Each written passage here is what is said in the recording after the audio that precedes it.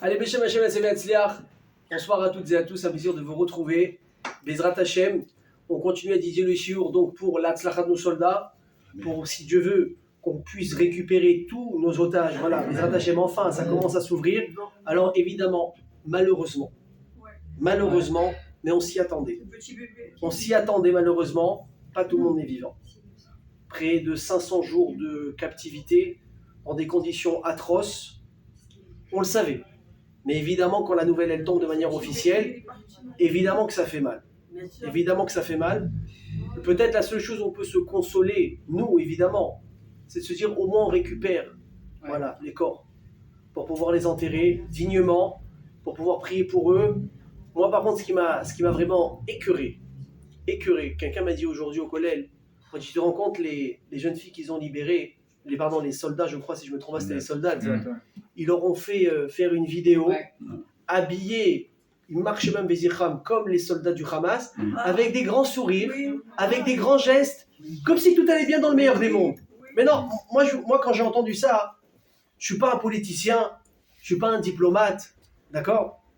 Simplement un rabbin, un bon juif. Mais je me dis, mais à qui tu veux la faire ? C'est quoi ? Tu crois vraiment qu'à l'ONU, ils vont croire qu'à Gaza, après que vous avez massacré comme des animaux des êtres humains uniquement parce qu'ils étaient juifs, et parce que vous avez encore plus la haine du soldat que de l'habitant israélien parce que c'est un soldat, vous les avez massacrés, brûlés, violés et j'en passe, et tu veux me faire croire qu'au bout de 500 jours, il te faut un sourire de manière naturelle. Non mais, à qui ? Donc évidemment que c'est du chantage et émotionnel et à tous les niveaux parce que elles, ce qu'elles veulent, c'est quoi finalement ? C'est sortir. C'est s'enfuir. Tu demandes de se mettre à 4 pattes de vidéo, elle va le faire. Vous comprenez ? Donc ça fait de la peine. On a des animaux qui veulent se protéger par rapport au regard public. Nous, on connaît la vérité. Akadosh Baruch Hu connaît la vérité. La vérité, comme on dit, sauf Davar, Akol Nishma. En fin de compte, la vérité, elle explose toujours au grand jour. Et là, maintenant, je vous dis aussi, j'ai entendu cette semaine un petit peu d'informations, j'essaie quand même de me tenir un peu au courant de ce qui se passe. On commence à avoir un très très grand lachatz, une grosse pression du côté de la droite israélienne pour exiger une enquête sur ce qui s'est passé de cette octobre. Ça y est, maintenant il faut arrêter les jeux. Ça fait 70 ans en Israël que la droite, elle dort, quoi, la gauche est au pouvoir, même si on a, sachez-le, même si on a, bon c'est pas, on ne fait pas de la politique ici, mais c'est juste parce qu'on parle voilà, de nos otages, même si on a un gouvernement de droite, maintenant, il faut savoir que le pouvoir il appartient à la gauche. Bagatz, tous ceux qui prennent les décisions, tous les hauts placés qui chapeautent le tout, c'est tous des gauchos. Malheureusement, la droite, elle commence à peine à se réveiller, mais je peux vous dire, mes amis, malheureusement, c'est pas en un jour qu'on va refaire 70 ans. Ça va prendre beaucoup de temps à changer, il va falloir s'armer de patience, de prière, de émettre. On va encore assister, je vous l'annonce, à des choses qui vont nous rendre complètement fous. Non, c'est pas Trump, non, je vous rassure tout de suite. Écoutez bien ce que je vous dis. Ce que je viens de vous dire, celui qui pense que la Yeshua du Ham Israël dépend d'un être humain, il fait une erreur. Il faut arrêter. Qui s'appelle Trump, qui s'appelle Benjamin Netanyahu, qu'il soit juif ou qu'il soit non juif, qu'il soit pratiquant ou pas pratiquant. Al tiftiru bin divim beven adam she'en lo teshua. Ne faites pas confiance à des gens qui ont du pouvoir, qui ont des moyens, parce qu'ils n'ont pas vraiment de capacité réelle. Arur ha-gever asher iftach ba'adam. Maudit soit celui qui met sa confiance en l'homme. Maudit soit celui qui met sa confiance en l'homme. Par contre, écoutez bien. Baruch ha-gever asher iftach ba'Hashem. Et béni soit l'homme qui met sa confiance en Dieu. Et quoi ? Et c'est quoi la suite ? Ve'aya Hashem iftacho. Parce que tu mets ta confiance en Dieu, alors Dieu il devient ton garant de ta réussite. Vous avez compris ? Et c'est à n'importe quelle échelle, que ce soit dans votre maison, dans votre travail, sur un plan politique, sur un plan de guerre, n'importe quoi. C'est pas Trump, c'est pas Bibi, encore moins évidemment les Français, on a compris maintenant sur quel jeu ils jouent. C'est Akadosh Baruch Hu. Et c'est lui qui tire les ficelles depuis le début. Il va mettre qui au président ? Quelle décision va être prise ici, les phrases qui ont été promises, les choses qui ont été... On va voir qu'est-ce qui va se passer. Bevakasha, moi j'attends de voir ce qui se passe. Mais encore une fois, la chose va passer quand Hachem il a décidé. Nous on a une chose à faire, c'est deux choses malheureusement. C'est de pleurer ceux qu'on a perdus, d'essayer de soutenir ceux qui sont victimes de tout ça. Et la troisième chose qu'on a toujours eu depuis des milliers d'années, c'est quoi ? C'est une seule chose, c'est la prière. Akol, Kol, Yaakov. La voix, c'est la voix de Yaakov. Nous on a une force, c'est quoi ? C'est la prière. Les armes, écoutez bien, Yadaïm, c'est pas les mains. Les armes, c'est pas notre force à la base. Et Yadaïm, Yadé Esav. Les armes, c'est l'égoïme, ça. Ça, c'est Edom, ça, c'est Ishmaël, c'est tout ce que vous voulez. Notre force, elle n'est pas là. Aujourd'hui, on s'est mis un petit peu au niveau. On riposte, voilà. D'hommes de fer, une armée, etc. Mais notre force principale, c'est quoi? C'est la prière. C'est comme un jour, quelqu'un m'a dit quelque chose de très beau. Il m'a dit, tu sais où l'erreur aujourd'hui de tous les juifs, dans le monde et du monde entier d'ailleurs, c'est de croire. Et je ne dis pas ça pour défier qui que ce soit, ou rabaisser ni l'armée, ni les soldats, bah, au Hachem, c'est des tzadikim, mais je vous dis, chaque personne qui prend une arme et qui est capable de partir à la guerre, c'est un tzadik. Il est Moser Nefesh. J'ai vu une vidéo d'un soldat à qui on a amputé malheureusement une jambe à cause de la guerre. Il a été visité par le Premier ministre. Qu'est-ce qu'il dit? Il dit, mais t'as pas compris, juste installe-moi ici des fusils sur ma chaise roulante, je repars sur le champ de bataille.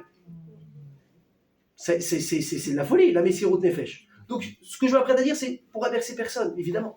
Mais ceux qui pensent que la victoire ou pas, ça dépend de la force qu'on a en armée, en armement, c'est une erreur. Les gens disent, oui, mais il faut des soldats, comment tu peux dire ça? Évidemment que oui, mais ce que je veux dire par là, c'est qu'à l'époque, quand on faisait des guerres, déjà, on a toujours été maltraités, et malheureusement pourchassés, etc. Mais quand on faisait des guerres, on n'avait pas d'hommes de fer, on n'avait pas de missiles, on n'avait pas de tanks, on n'avait pas de fusils, on avait quoi? Une épée, des flèches et tout ce qu'on avait. Mais qu'est-ce qu'on a toujours eu par-dessus tout? La prière. Quand vous savez, je vous l'ai déjà dit dans un cours, mais je répète parce que ça s'y prête, quand on sait qu'à l'époque de Sancheriv, le fameux commandant qui est venu encercler Jérusalem, et c'était fini pour nous, on allait mourir, on n'avait pas le choix. Risqué au Melech, il a dit, Hachem, moi je ne suis pas un homme de guerre. Bien, on se met d'accord, moi je suis un avraire, moi je vais faire la Torah à mon peuple. Alors regarde, c'est très simple. Moi, à part du travail, je l'ai fait. Je fais étudier à tout le monde la Torah. Autant que Risqué au Melech, il y avait tellement de Torah que même les enfants, ils connaissaient les halachot les plus compliqués de la Torah, qui concernent les halachot de pureté et d'impureté. Touma Vetahara. Aujourd'hui, même on ne comprend pas.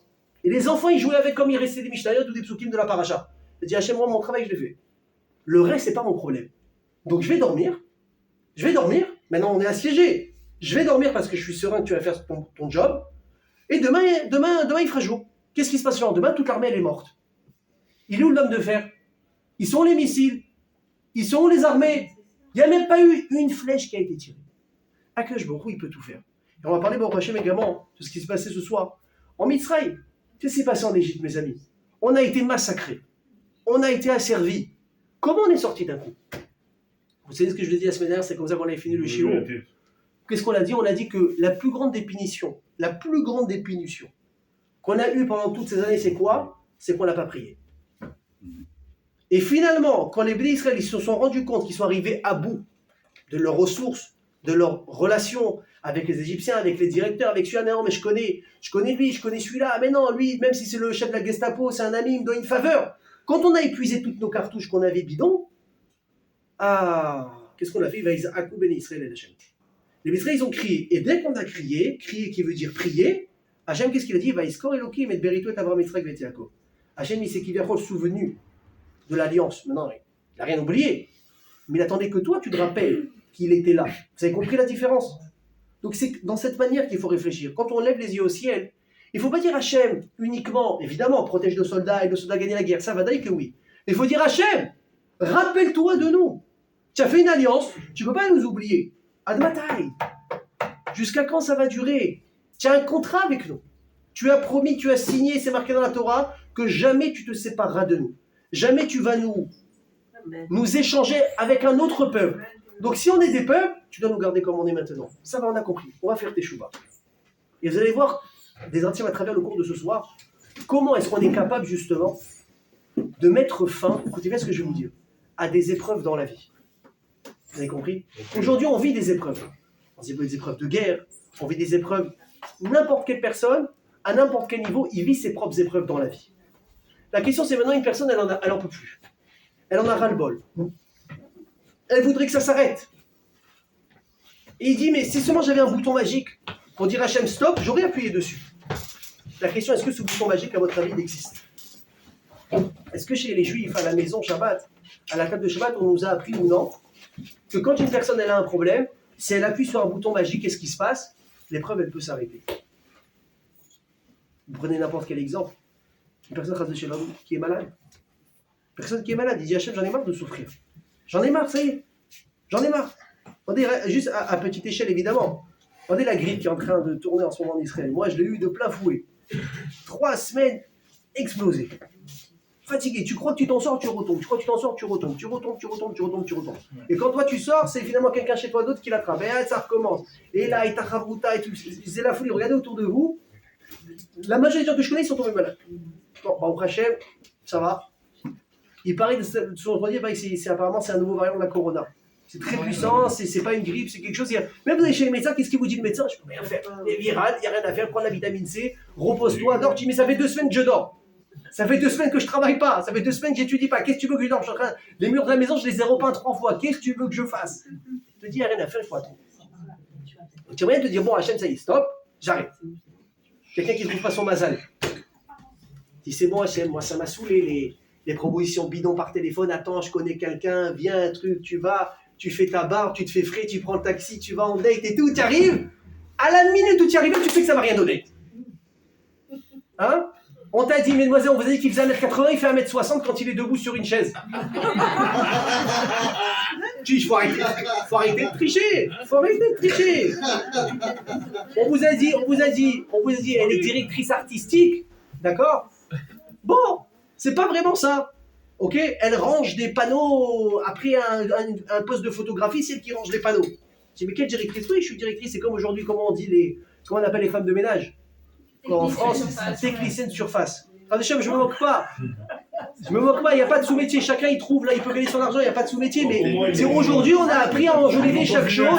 Hein? Oui, voilà, aujourd'hui on veut enjoliver un petit peu tout ça. Alors, je répète,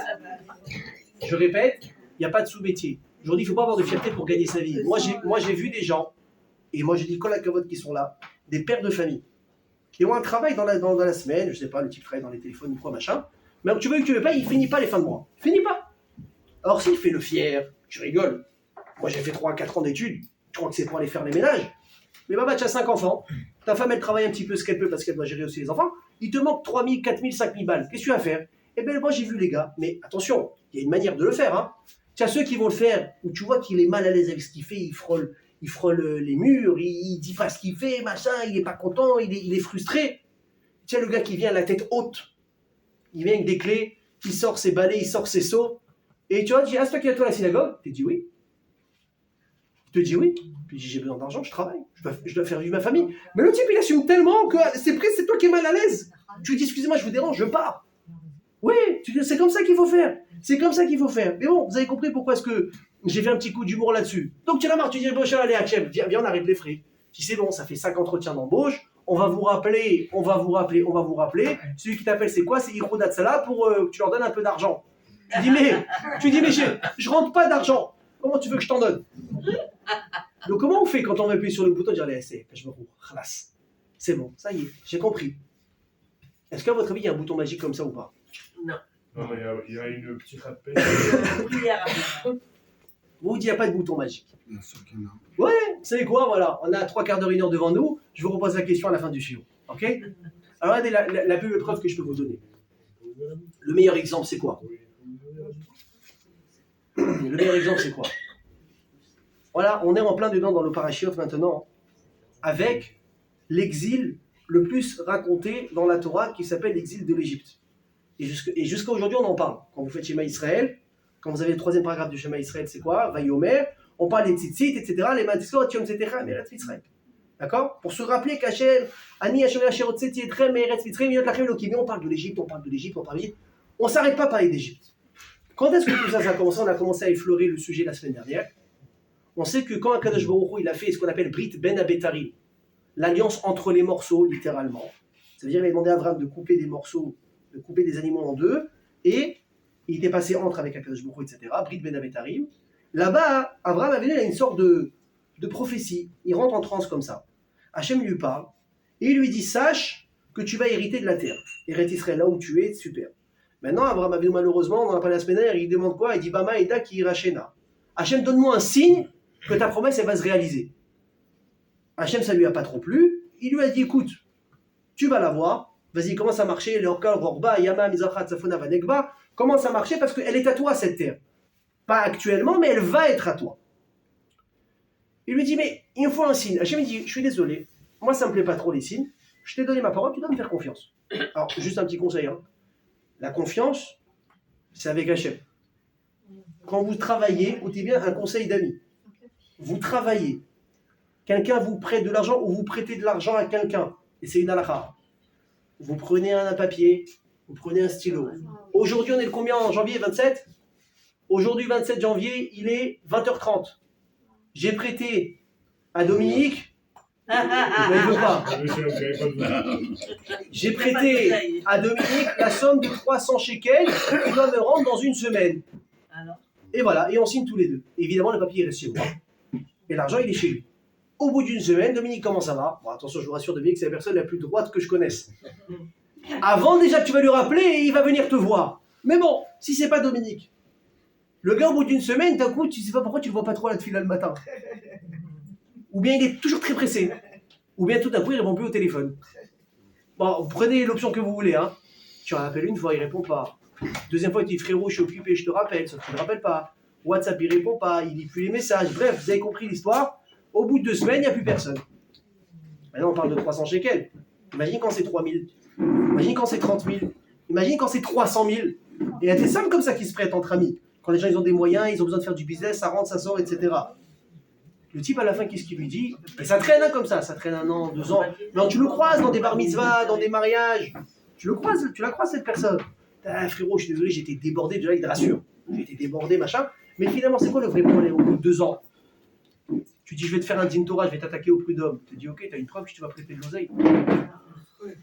Alors toi, tu as une preuve que tu m'as prêté de l'oseille. Donc toi, tu as envie de le claquer. Parce qu'il sait très bien que tu lui as prêté de l'argent.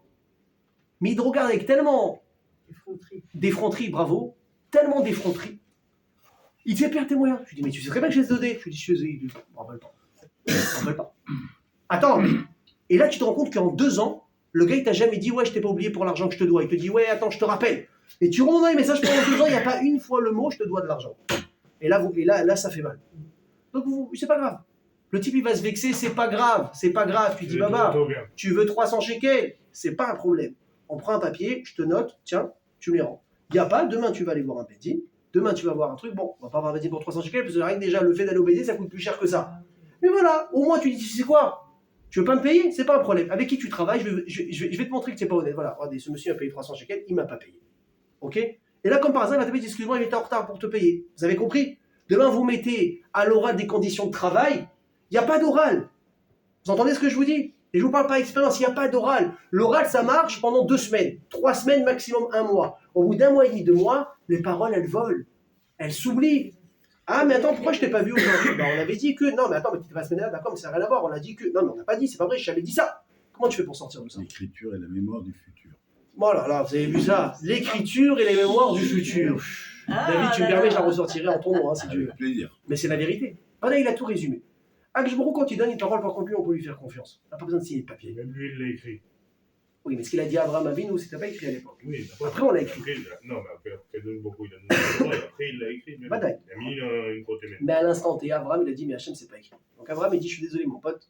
Moi, ça me plaît pas. Sache qu'à cause de ça, ce manque de Emouna, ta descendance, elle va être en exil pendant 400 ans. Pas exactement, 410 ans. 430 ans. 430 ans. Et je vous dis les psukim, hein, c'est marqué. Tout ce que je dis, c'est marqué. On voit que quand l'Israël sort d'Égypte, ou Moshav ben Israël asher yashvu beretz ben Mitzrayim, donc ce fut le temps où les Israël ont passé en Égypte, Shloshim shana ve'arba meot shana. 30 et 400. Donc combien ça fait? 430 ans. Super, Peter. Heureusement que tu es là. Validé. Et donc au bout de 430 ans, ils sont sortis les Israël d'Égypte. Sauf que mes amis, il y en a un autre problème. C'est qu'il y a un autre pasouk qui concerne Akadosh Baruch Hu lui-même quand il parle à Abraham Avinu. Qu'est-ce qu'il lui dit? Il lui annonce un autre chiffre. Il y a Doateda, sache, qui guerre Yezaracha Be'eretz Lolahem, que ta descendance sera étranger dans une terre qui n'est pas la leur. Va'avadum ve'inu otam, ils vont les asservir, ils vont les faire souffrir. Combien de temps? 210. Non, tout à l'heure. 400. Pendant 400 ans. Donc une seconde. Hachem qui parle à Abraham, il annonce combien? 400. Quand on sort d'Égypte, on nous dit qu'on était combien? 430 ans. Alors attends, je vais envoyer. Hachem, tu t'es trompé. Tu m'as fait quoi? Une sorte approximative comme ça? 400, 430. Bon, on arrondit, on est entre nous, on met 400.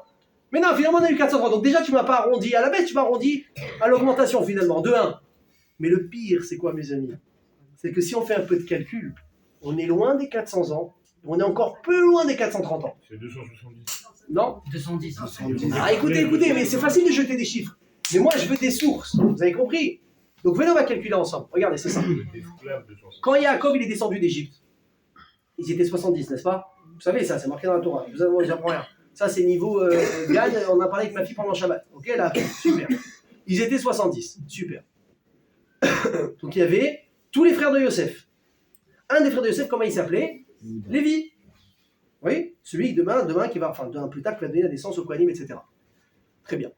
On sait que parmi la famille de Lévi, qui est descendu déjà, qui était né, il s'appelait Kehat. C'était un des fils de Lévi. Mais écoutez bien ce que je vous dis.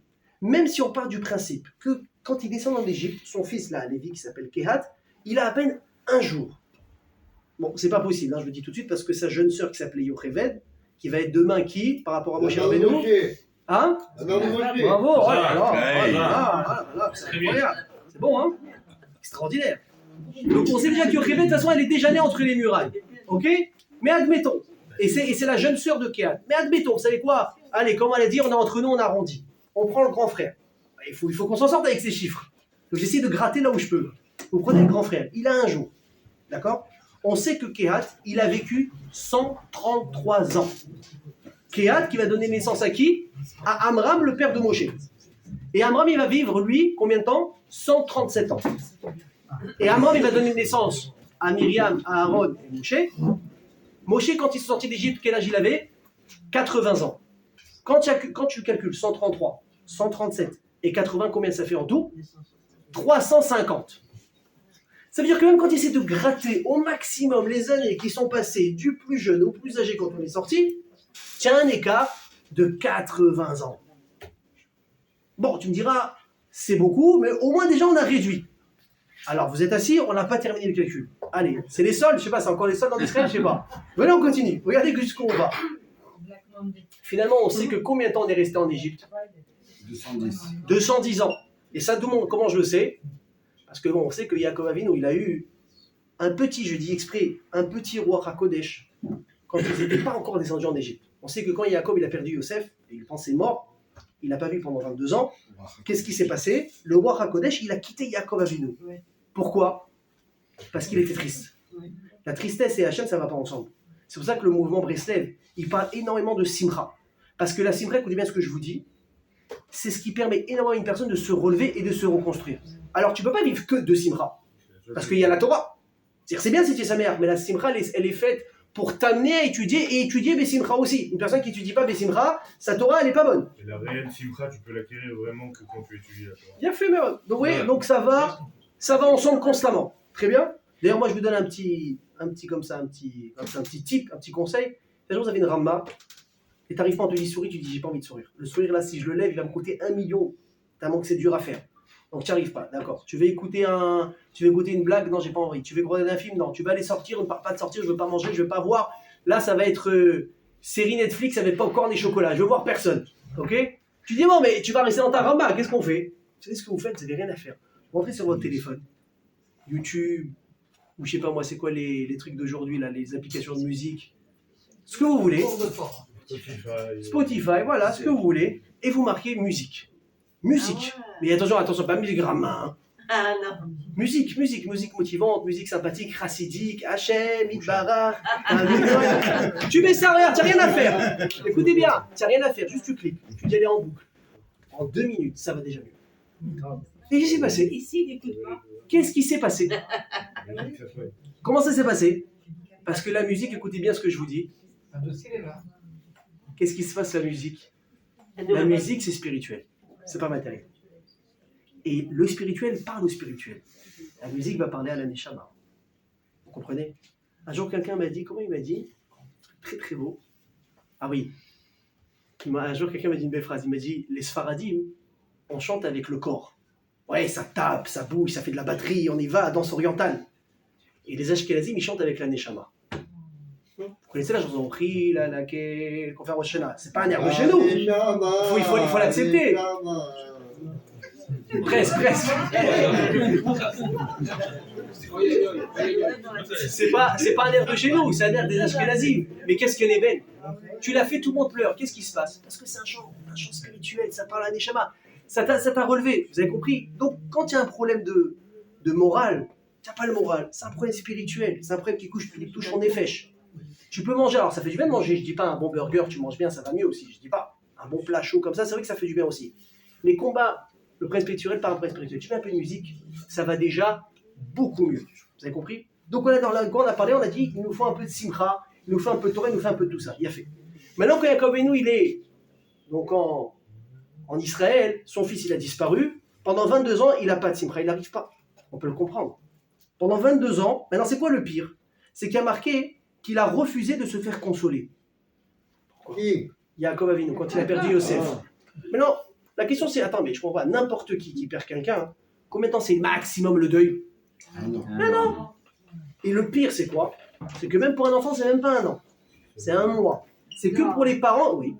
Que Dieu nous en préserve. Que Dieu nous en préserve, c'est que pour les parents, hein, c'est un an. Donc ça veut dire quoi? Ça veut dire qu'au bout d'un an, déjà, tu es censé avoir tourné la page.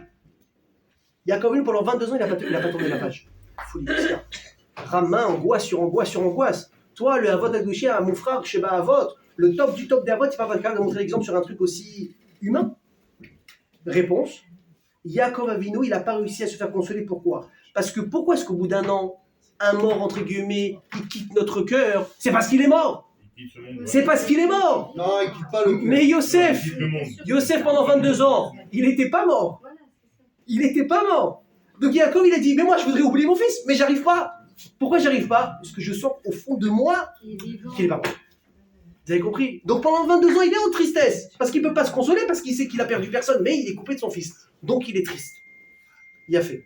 Et malgré tout, malgré qu'il n'y a pas de roi HaKodesh, on voit dans la parasha de Vaïgash, Yaakov, il dit à ses enfants, Redou, descendez en Égypte et achetez-nous à manger parce que tout le monde entier est touché par la famine. Le mot Redou, Gematria, maintenant on calcule ensemble, Resh, c'est 200, Vav, c'est 6, Dalet, c'est 4. Ça nous fait 210. Yaakov, il a un mini roi HaKodesh, d'un coup comme ça, une avraka, un éclair. Il dit, descendez, mais quand on va descendre, on ne va pas descendre faire un aller-retour. On va descendre pour 210 ans. Donc Yaakov, il sait déjà qu'ils vont descendre en Égypte. Il sait déjà qu'on va descendre en Égypte. Et combien de temps il sait qu'on va descendre? Pas 400, pas 430, pas 350. Combien on est descendu déjà? 210. C'est je vous ai fait un 50%. Et c'est pas fini. Et c'est pas fini. Combien de temps les gens avant? C'est quoi la... Alors écoutez jusqu'où c'est pas fini. Finalement, on sait que combien de temps on a eu vraiment d'asservissement en Égypte? On a eu vraiment 116 ans. Pourquoi? Parce qu'on sait qu'à partir de quand a commencé vraiment l'esclavage? C'est pas dès qu'on est arrivé. C'est à partir de quand, il nous dit Rashi? À partir du moment où le dernier des frères de Yosef est mort. C'était qui? Lévi. C'est celui qui a vécu depuis longtemps. Lévi, combien de temps il a vécu en Égypte? 116 ans. Vous avez compris?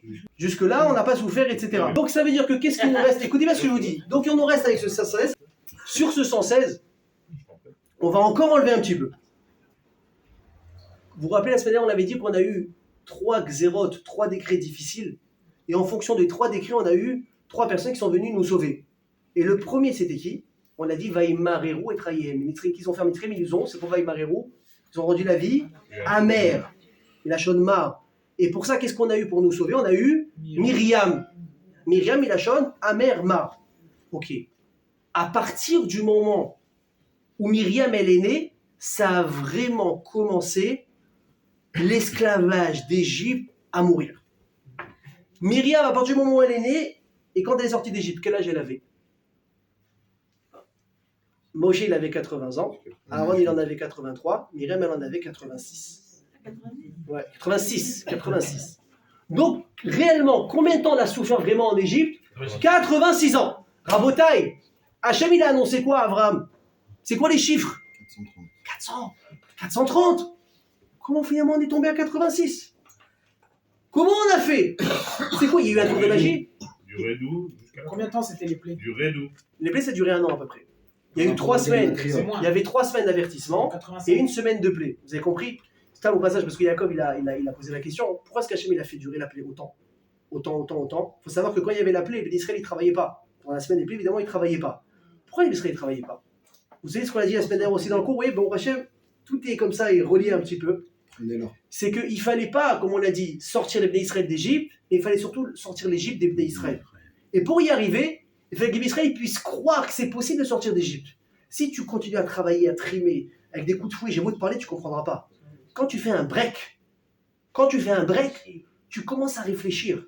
Et c'est ce qu'ils ont fait pendant tout ce temps, ils nous ont obligés de réfléchir, ils ont empêché de réfléchir. D'ailleurs, vous remarquerez, une personne, regardez bien le conseil que je vous donne.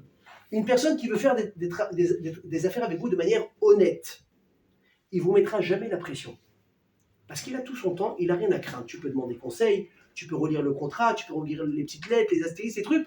Il n'y a rien qui me fait peur. Prends ton temps, je te donne un mois, relis, montre le contrat à un avocat, fais ce que tu veux. On se bat dans un mois, on signe si ça te convient. Un mec qui truande, il est tout le temps pressé.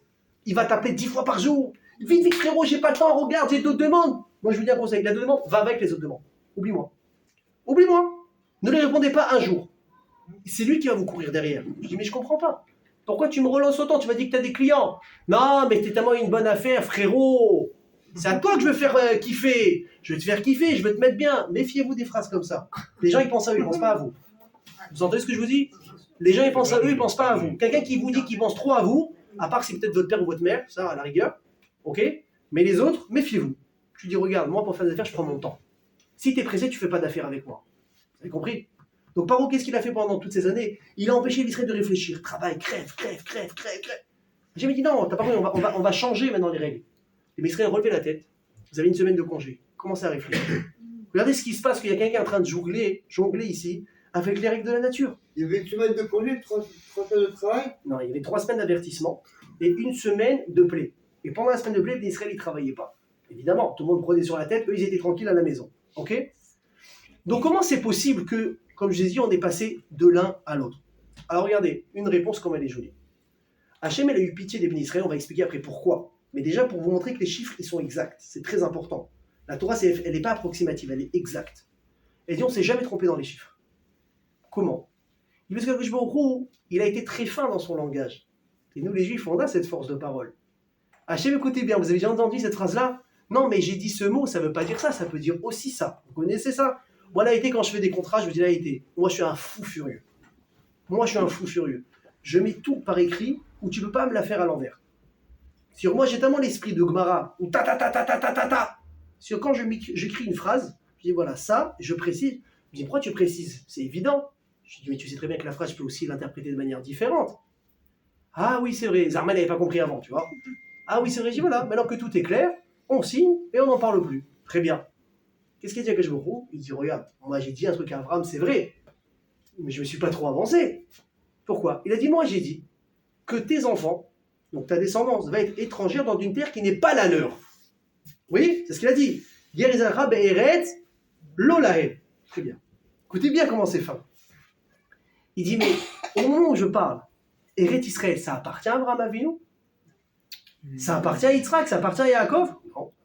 Quand est-ce qu'elle va nous appartenir? Quand on va descendre en Égypte, et qu'on va morfler, et qu'on va sortir, et qu'on va recevoir la Torah, et qu'on va passer 40 ans de désert, et qu'on va rentrer en Israël, et qu'on va combattre, et qu'on va partager la terre, à ce moment-là, la terre, elle nous appartient. Il y a un grand moment qui se passe.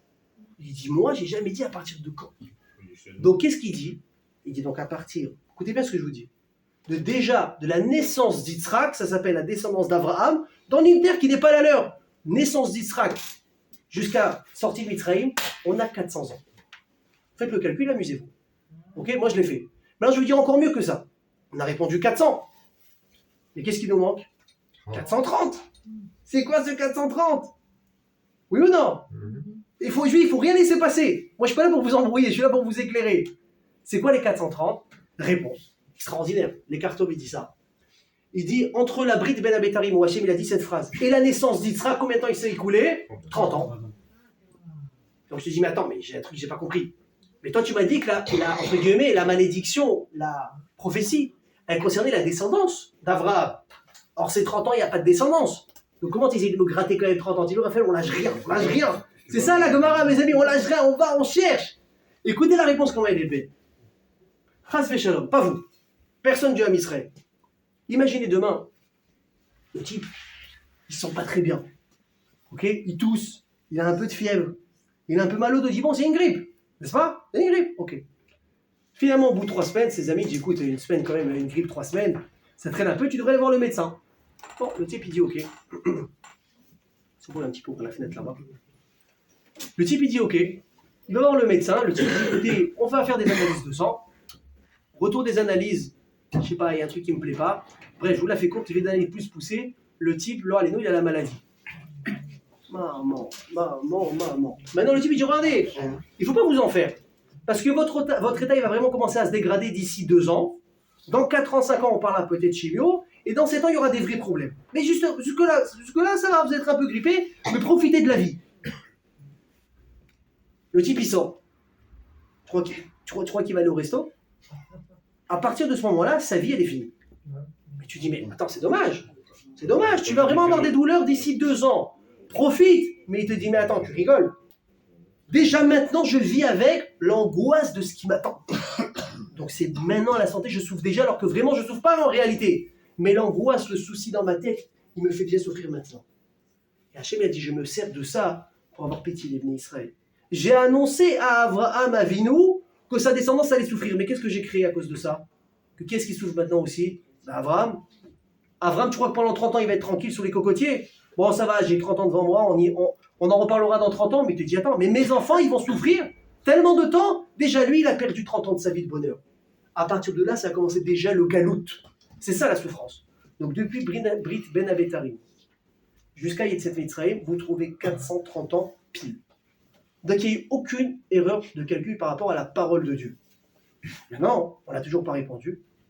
Mais comment finalement, au lieu de souffrir 400 ou 430 ans, comment ça se fait qu'on va finalement souffrir réellement que 86 ans?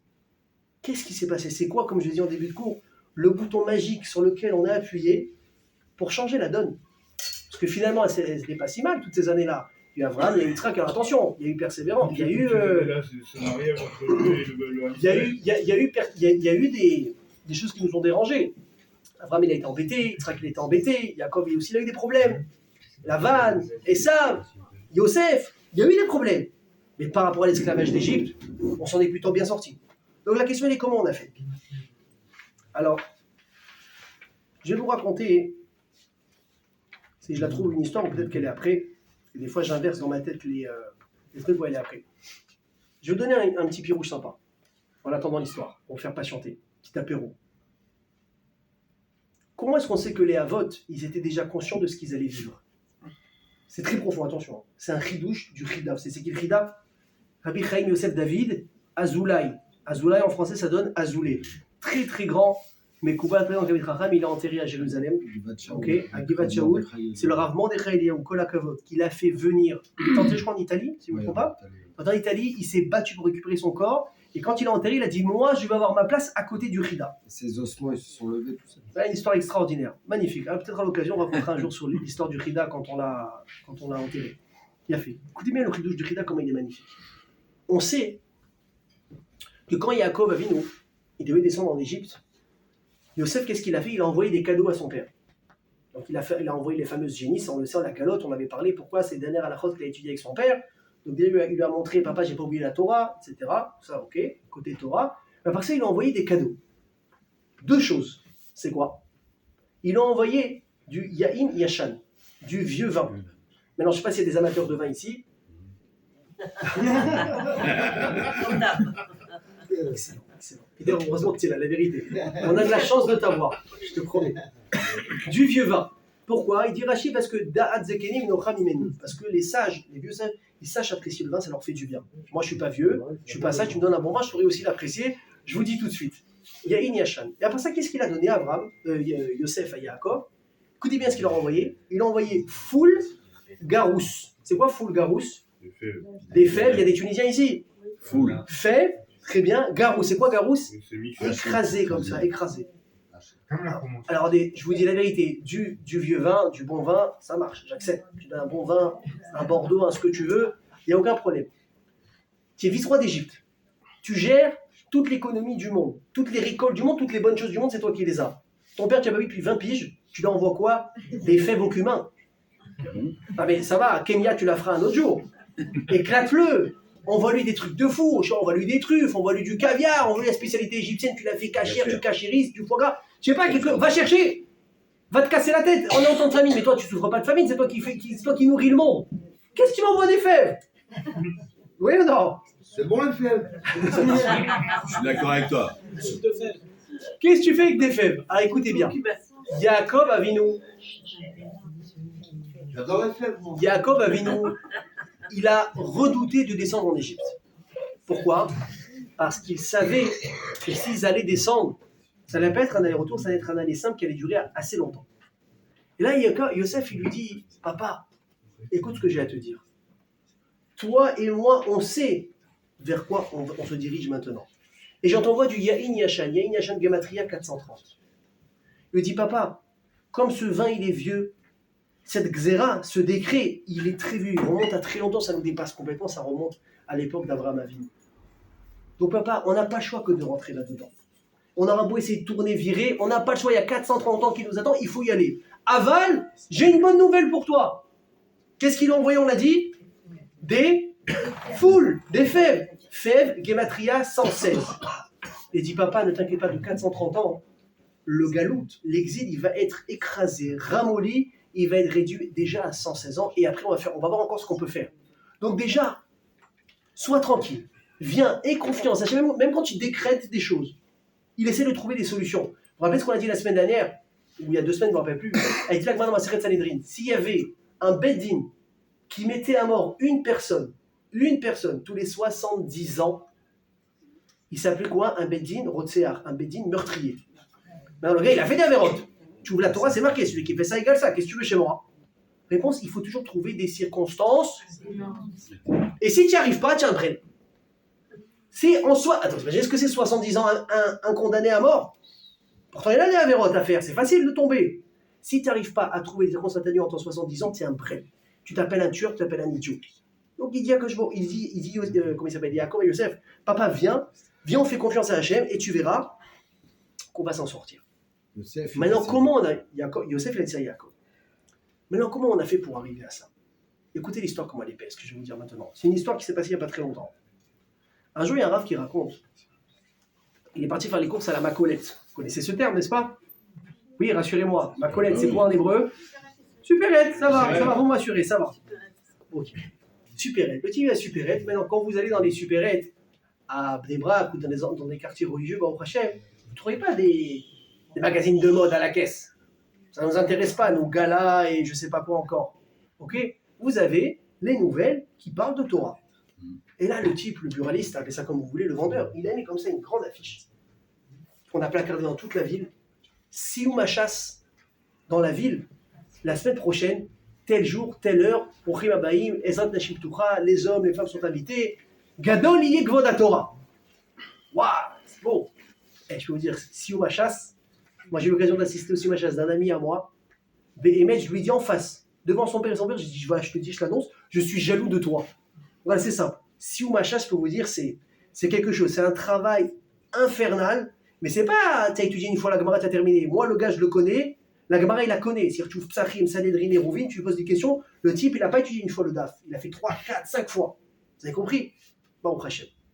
Donc, le type, quand il m'annonce, il m'a dit, je fais Sioum HaShas, j'ai pris une voiture, j'ai foncé, j'ai assisté jusqu'à Yerushalayim, juste pour assister, tellement que c'est énorme comme mérite. Vous savez, je vous dis un petit truc, donc prenez-le en cadeau. Celui qui a la chance d'assister à un Sioum Maseret, donc, on parle du chasse, on parle d'un traité. Attention, c'est du travail aussi. Celui qui a la chance d'assister à un Sioum Maseret, écoutez bien le chidouche, vous n'avez rien fait. Vous avez joué à la play. Vous êtes sorti. Vous avez mangé. Vous avez fait ce que vous voulez. Vous avez raté tous les jours le Dafayomi. Tu as un copain qui fait Sioum Maseret. Il t'invite, tu insistes. Tu assistes au Shiur. Tu as le Srout, comme s'il avait terminé la Gemara que lui, il est en train de terminer. Ah, tu me dis, oh, mais c'est pas juste. Alors c'est comme ça, attends, moi je me broche à tous les Baté Midrashot de Natania ou de Jérou ou de Bnei Brak, ça va encore plus vite. D'accord? Dès qu'il y a un sioum, hop, je vais là-bas le nombre de fois qu'il faut, j'ai fini le chasse en un mois, j'ai fait plus vite que n'importe qui. T'as vu le tueur ou pas? Réponse c'est quoi? Tu auras peut-être une sorte de mérite que tu as fini une Gemara parce que c'était un sioum. Mais qu'est-ce que tu n'auras jamais? Le srout de Hamal à Torah. La valeur, le salaire de quelqu'un qui s'est cassé la tête pour étudier. Et je veux dire que étudier, mes amis, on a parlé la semaine dernière, Dieu béni, ça casse la tête. Ça prend les forces d'une personne. Ok? Donc le type, il voit ça. Il voit l'annonce, il dit c'est super. Et là, il voit, en dessous de l'annonce, une femme qui écrit ce jour, de Sioum HaShas, mes enfants et moi allons terminer le Sioum HaShas également avec mon mari.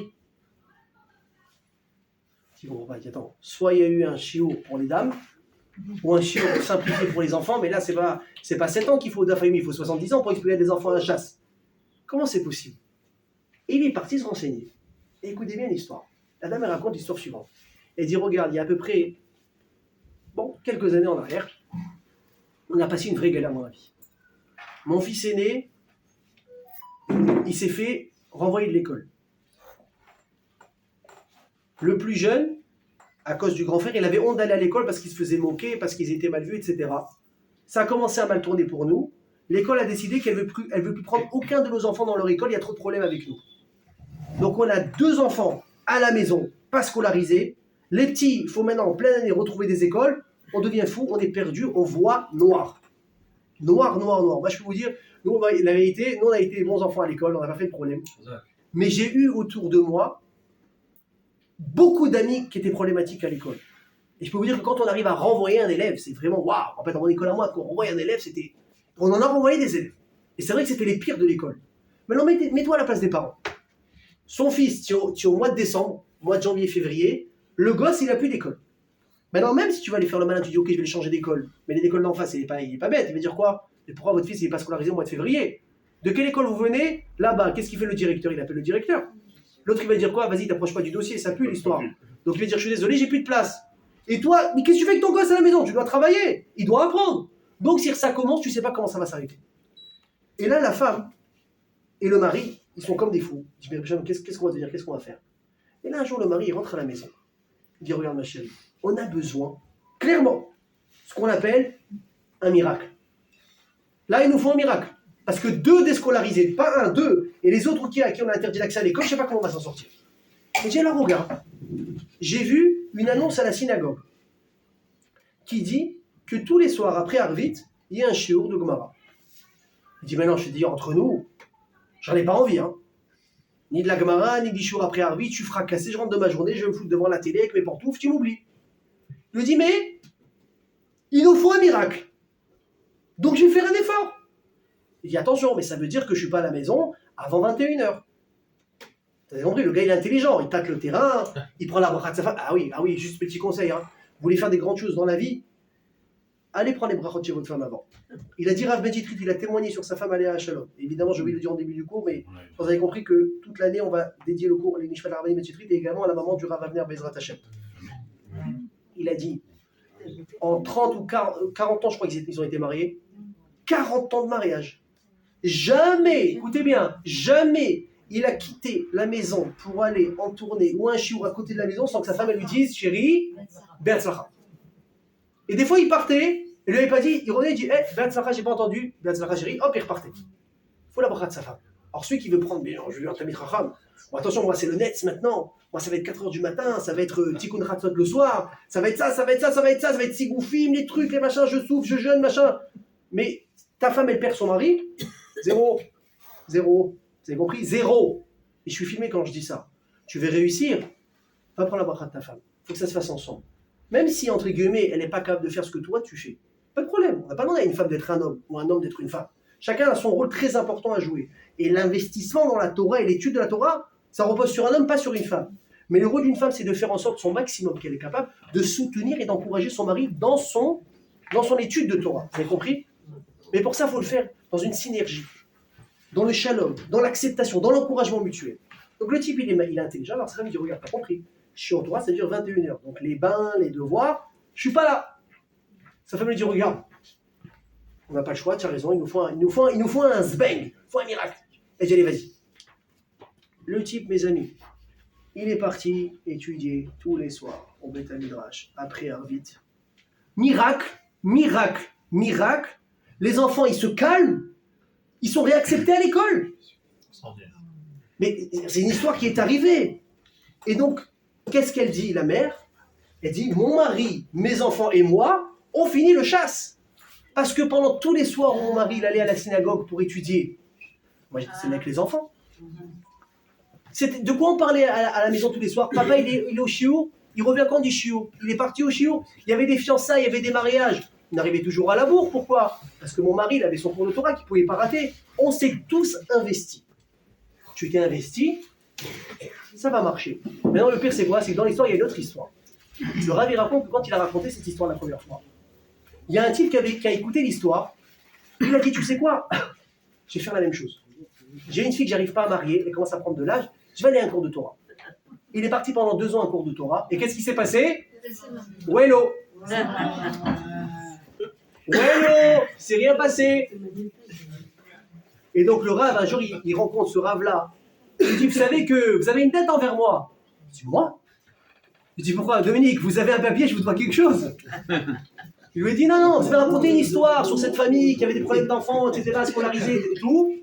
Et moi, j'ai fait comme vous avez dit. Et ma fille, elle n'est toujours pas mariée. Alors, c'est quoi l'histoire? Je dis, regarde, moi, je parle de ce genre de miracle.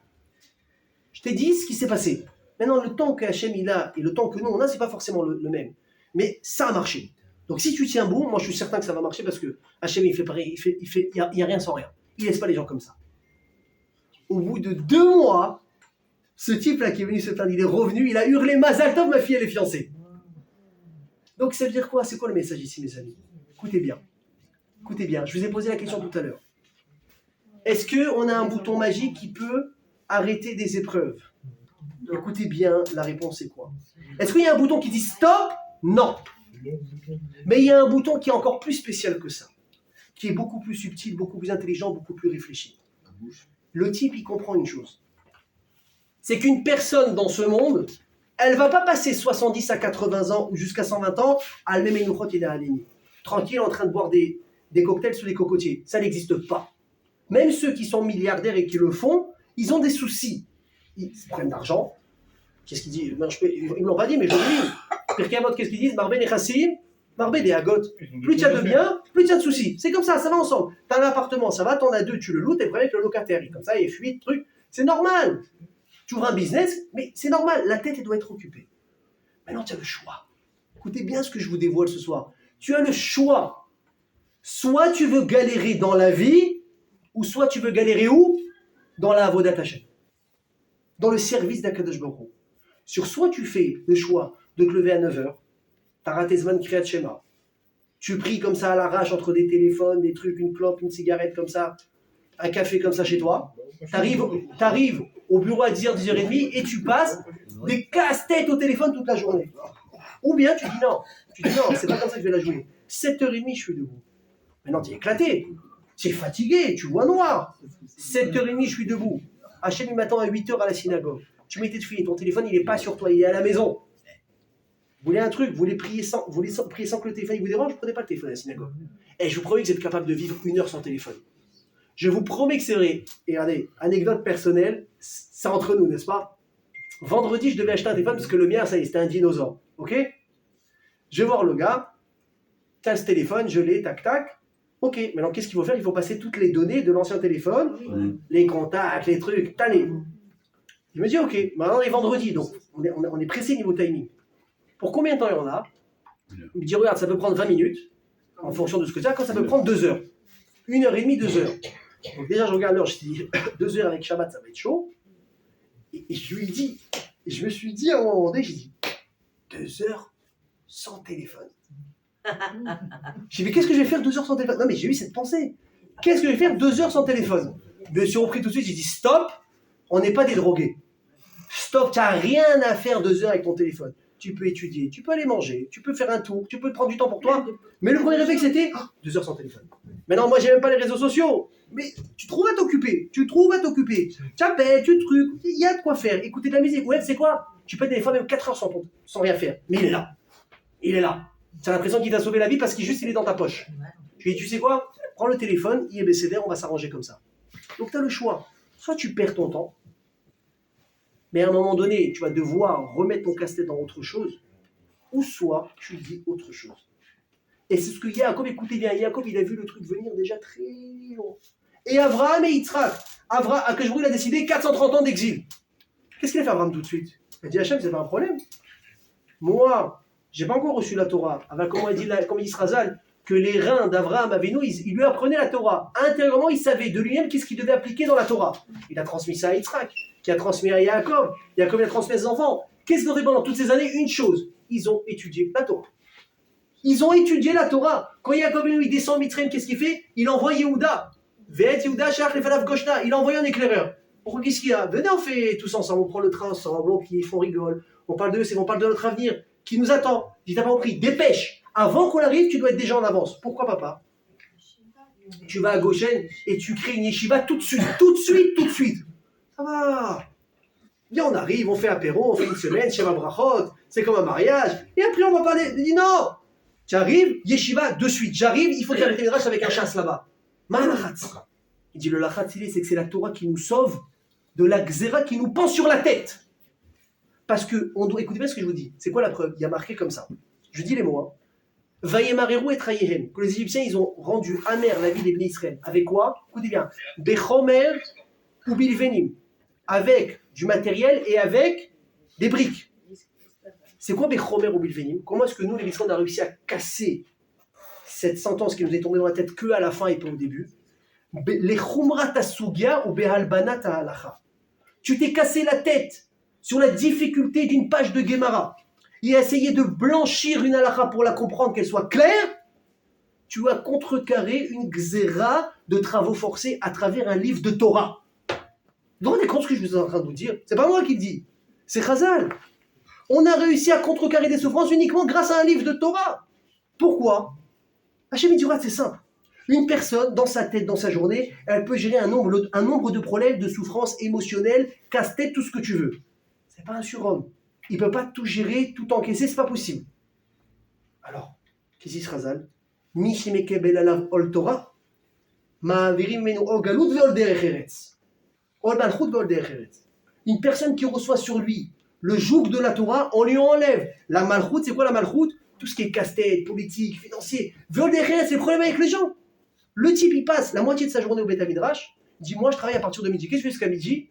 Je suis pas dans mon lit, j'ai étudié la Torah. Dans ton téléphone, il peut vibrer, il peut sonner. Midi, rien d'autre. Moi, j'en ai vu des gens comme ça. J'ai entendu de plusieurs personnes, vous savez qu'aux États-Unis, les gens, ils sont très intelligents. Des businessmen, attention, des mecs qui jouent avec des millions toute la journée. Il a dit, en plus, je crois que c'est Rabbi David qui l'a raconté, c'est Rabbi David Pinto. Il a dit, mais nous, on n'a rien compris. Tu vois des millionnaires, ils sont au Beth Midrash jusqu'à 10h, 10h30. Ils ont des sociétés, ils ont des centaines d'employés qui les attendent.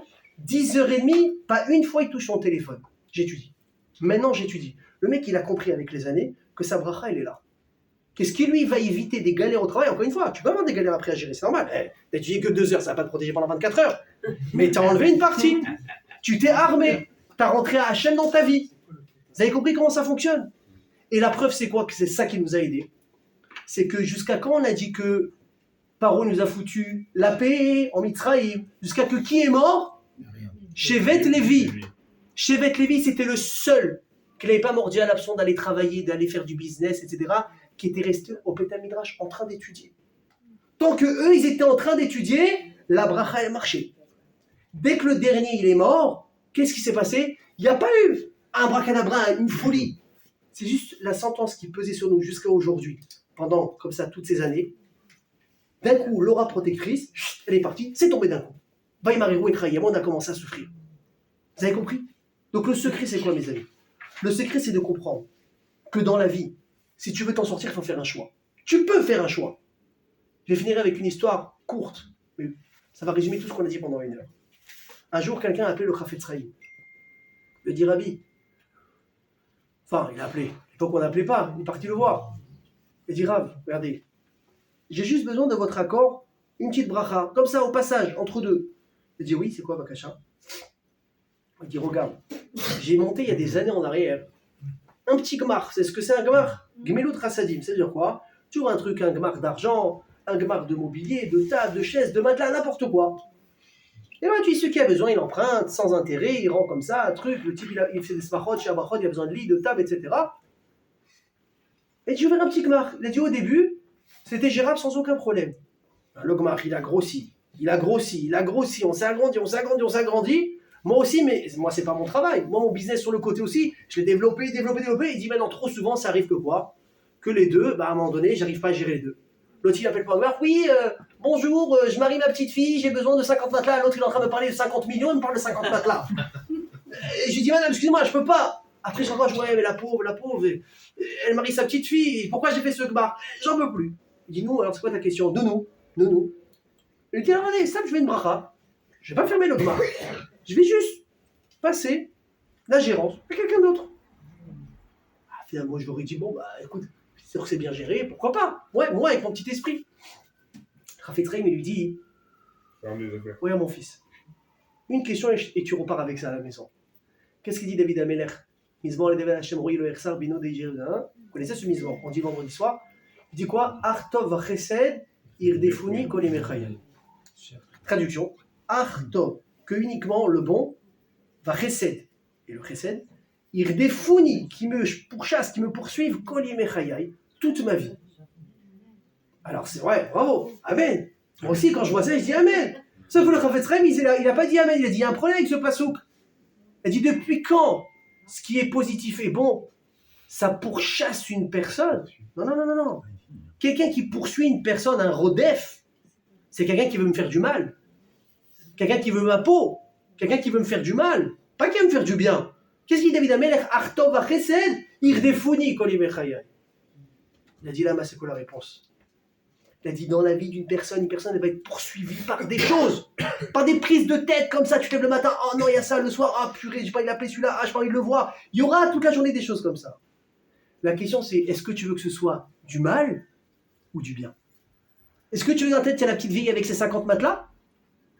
Ou tu veux les 50 huissiers qui viennent te taper à la porte en même temps le même jour? Tu peux faire un choix. David Amer, il a dit Hachem, alvaï que je sois poursuivi toute ma vie par des bonnes choses. Artov va chasir des fouilles. Alors il a dit regarde, tu peux passer la gérance à quelqu'un d'autre du Gmar parce que ça te prend la tête. Mais tu es en train de libérer une place pour autre chose. Là, c'est une mitzvah que tu fais. Tu sais pas demain par quoi tu vas être pourchassé au téléphone. Le type, il a dit quoi? Rabbi, oubliez ce que je vous ai dit, je vais faire rien, je garde tout, avant qu'il y ait 10 vieux qui m'appellent tous les jours pour les matelas. Donc mes amis, on finit avec ça. Est-ce qu'il y a un bouton? Je vous ai dit que vous allez vous reposer la question en fin de show. Est-ce qu'il y a un bouton qui vous permet de mettre fin à des épreuves? La prière. Choisir d'étudier à Torah. Réponse, mettre fin à l'épreuve que vous êtes en train de vivre aujourd'hui. Vous pouvez, en demandant à Kadosh Baruch Hu de vous donner les épreuves dans d'autres matières qui sont la spiritualité et pas la matérialité. Vous avez compris? Faites l'effort, faites le test. Et vous viendrez me dire, Bezrat Hashem, les taux de Saot. Moi, j'en ai déjà fait certains, je peux vous assurer que ce que je vous ai dit, ça s'est avéré vrai. Bezrat Hashem, à votre tour aussi. Amen, Kénération, Chazak, ou Baruch à tous.